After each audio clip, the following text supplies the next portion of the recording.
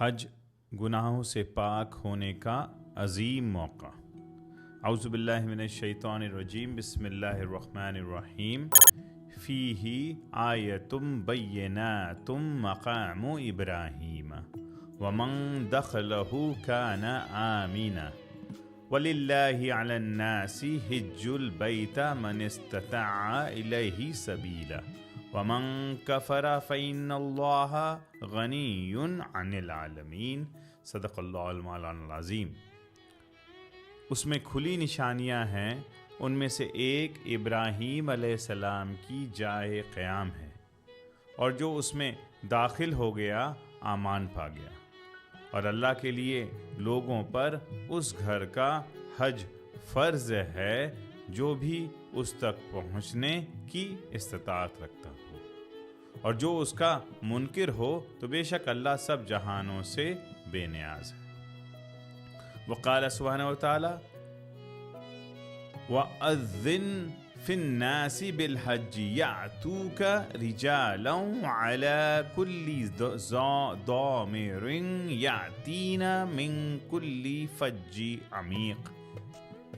اور تم لوگوں میں حج کا بلند آواز سے اعلان کرو، وہ تمہارے پاس پیدل اور تمام دبلے اونٹوں پر سوار حاضر ہو جائیں گے جو دور دراز کے راستوں سے آتے ہیں۔ عن ابی ہریرہ رضی اللہ عنہ روایت کرتے ہیں کہ رسول اللہ صلی اللہ علیہ وآلہ وسلم نے فرمایا، جس نے اس گھر کعبہ کا حج کیا اور نہ وہ عورت کے قریب گیا اور نہ ہی کوئی گناہ کیا تو تمام گناہوں سے پاک ہو کر اس طرح واپس لوٹا جیسے اس کی ماں نے اسے جنم دیا تھا۔ یہ حدیث متفق علیہ ہے، یعنی امام بخاری امام مسلم نے دونوں نے اسے روایت کیا ہے۔ مزید اسے امام احمد بن حنبل نے، نسائی نے، ابن ماجہ نے سنن میں لایا ہے۔ اور اگلی حدیث مبارکہ حضرت ابو ہریرہ رضی اللہ عنہ سے روایت ہے کہ رسول اللہ صلی اللہ علیہ وآلہ وسلم نے فرمایا، ایک عمرہ سے دوسرا عمرہ اپنے درمیان گناہوں کا کفارہ ہے، اور حج مبرور کا بدلہ جنت کے سوا اور کچھ نہیں، یعنی ایسے حج والا شخص جنت میں جائے گا۔ یہ بھی حدیث جو ہے یہ متفق علیہ ہے، یعنی امام بخاری امام مسلم دونوں نے اسے روایت کیا ہے۔ اور ان ساری قرآنک آیت اور حدیث مبارکہ کو حضور سیدی شیخ الاسلام نے النظر فی فضیلۃ الحج و عمرہ میں جمع کر دیا ہے، اور یہ اس میں اس 40 میں بہت ساری قرآن مجید کی آیتیں اور حدیث مبارکہ جو ہیں وہ حج کی فضیلت کو بیان کرتی ہیں۔ اب آئیے تفسیر اور فوائد کی طرف، حدیث سے حاصل ہونے والے نکات کی طرف۔ پہلی چیز تو حدیث مبارکہ پہلی حدیث میں حج کے مفہوم کی طرف آتے ہیں۔ نبی کریم صلی اللہ علیہ وآلہ وسلم نے حج کے ایک ایسا موقع کا ذکر فرمایا ہے جو گناہوں کی مغفرت کا بہترین ذریعہ ہے۔ اب حج کیا ہے؟ اسلام کے 5 ارکان میں سے ایک فرض عبادت ہے۔ یہ اللہ تعالیٰ کے گھر کعبہ شریف کی زیارت اور خاص عرفہ کے میدان میں ٹھہرنے کا نام ہے۔ کعبہ کیا ہے؟ مسلمانوں کا ہمارا قبلہ ہے، جس کی طرف رخ کر کے ہم نماز ادا کرتے ہیں۔ یہ مکہ مکرمہ میں واقع ہے اور اللہ تعالیٰ کا مقدس گھر ہے۔ پھر حدیث میں بیان ہوا کہ اور اس کے دوران عورت کے قریب نہ جانا، مطلب کہ بیوی سے صحبت نہ کرنا۔ حج کے دوران احرام کی حالت وہ ہوتی ہے جس میں بہت سارے حلال چیز بھی حرام ہو جاتی ہیں، کچھ پابندیاں ہوتی ہیں، جن میں سے ایک بیوی سے صحبت نہ کرنا ہے۔ یہ حج کی پاکیزگی اور روحانیت کو برقرار رکھنے کے لیے ضروری ہے۔ مزید اس حدیث میں بیان ہوا کہ گناہ نہ کرنا، حج کے سفر میں ہر طرح کی چھوٹی بڑی گناہوں سے بچنا نہایت ضروری ہے۔ اس میں فسق و فجور، لڑائی جھگڑا، غیبت، چگلی اور بد زبانی جیسے اخلاقی گناہ شامل ہیں۔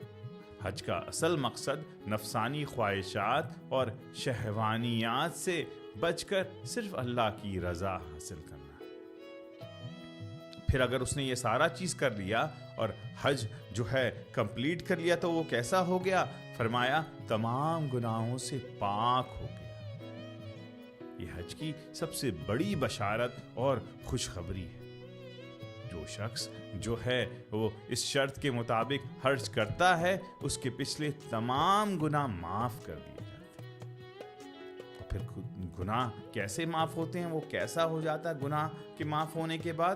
وہ ایسا ہو جاتا ہے کہ ماں کے پیدا کرنے کے دن کی طرح ہوتا ہے. یہ ایک خوبصورت تشبیہ اور گناہوں سے پاک ہونے کی شدت کو بتاتی ہے. جیسا ایک نیا پیدا ہونے والا بچہ ہر گناہ سے پاک اور معصوم ہوتا ہے، بالکل اسی طرح حج کرنے والا گناہوں سے دھل کر بالکل صاف ستھرا ہو جاتا ہے. دوسری حدیث میں راوی اس کے بھی جو ہے حضرت ابو ہریرہ رضی اللہ عنہ ہیں. فرمایا کہ عمرہ گناہوں کا کفارہ ہے. عمروں کے بیچ ایک عمرہ سے دوسرے عمرہ اپنے درمیان گناہوں کا کفارہ ہے. اس کا مطلب ہے کہ جب آپ ایک عمرہ ادا کرتے ہیں اور اس کے بعد دوسرا عمرہ ادا کرتے ہیں تو ان دو عمروں کے درمیان ہونے والے چھوٹے گناہ مائنر سنز اللہ تعالیٰ اپنی رحمت سے معاف کر دیتے ہیں. یہ اللہ کی مہربانی ہے کہ وہ ہمیں توبہ اور مغفرت کا موقع دیتے ہیں. عمرہ ایک طرح سے آپ کی روحانی صفائی اسپریچول کلینزنگ کا ذریعہ بنتا ہے. اور مزید فرمایا کہ حج مبرور جنت کا بدلہ ہے. مطلب کہ حج مبرور کا مطلب ہے کہ جنت کے سوا اور کچھ نہیں ہے. اس کو ریوارڈ ہے. یہاں حج مبرور سے مراد وہ حج جو مقبول ہو گئی، یعنی جس میں اللہ کی رضا شامل ہو اور جس میں ریا، شو آف یا گناہ نہ کوئی ہو، نہ کہ وہ حاجی کہلانے کے لیے حج میں جا رہا ہے. اگر ایک شخص خلوص نیت کے ساتھ رسول پاک صلی اللہ علیہ وسلم کے طریقے کے مطابق اور تمام شرائط کو پورا کرتے ہوئے حج ادا کرتا ہے اور حج کے دوران نفسانی خواہشات سے پرہیز کرتا ہے تو ایسے حج کا بدلہ اللہ کا جنت ہے. یہ ایک انتہائی عظیم فضیلت ہے جو حج کو اسلام کے ارکان میں سے ایک سب سے بلند مقام دلا دیتی ہے. تو حضرین محترم، یہ حدیث مسلمانوں کو حج کرنے کی جو ہے ترغیب دیتی ہے. اس میں اللہ تعالیٰ کی طرف سے ایک سنہرا موقع ہے اپنے گناہوں کی تلافی کرنا اور روحانی صفائی حاصل کرنے کا. جو شخص خلوص نیت سے حج کے آداب و احکام کی پابندی کرتے ہوئے حج کرتا ہے، اللہ تعالیٰ اس کے گناہوں کو معاف فرما دیتے ہیں اور اسے جنت میں داخل فرماتے ہیں. یاد رکھیں، حج کی قبولیت کے لیے حلال رزق، سچی توبہ اور اخلاص شرط ہیں. اللہ تعالیٰ ہم سب کو مقبول حج کی سعادت نصیب فرمائے. آمین بجاہ سید المرسلین.